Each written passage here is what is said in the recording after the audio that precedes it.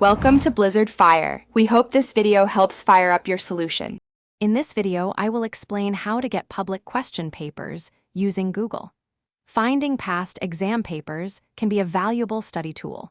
We'll walk through effective search strategies to help you locate the resources you need quickly. This process will save you time and ensure you find relevant materials for your preparation. Let's dive in and get started. To refine your search, try using quotation marks around specific phrases to ensure Google finds those exact words together.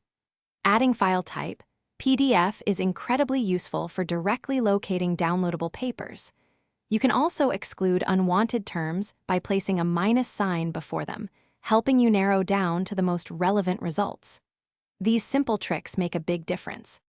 Hey everyone, if you're finding this video helpful, please hit that like button and subscribe to the channel. Quick recommendation: just like finding the right study tools, upgrading your home tech can make life easier. Check out the Shark AI Ultra Robot Vacuum for a smarter clean. It's voice-controlled and self-emptying.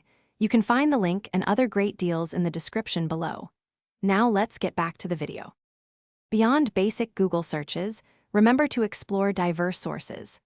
Many educational institutions, like universities and colleges, maintain archives of past papers on their official websites. Government examination boards are also excellent primary sources for authentic materials. Additionally, academic repositories and online libraries often host extensive collections that can be incredibly helpful for your studies. For successful searching, always try different keyword variations and common abbreviations related to your exam. It's crucial to verify the authenticity and relevance of any papers you find to ensure they are current and correct.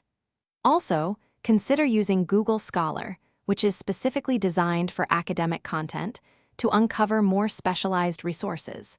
These tips will enhance your search.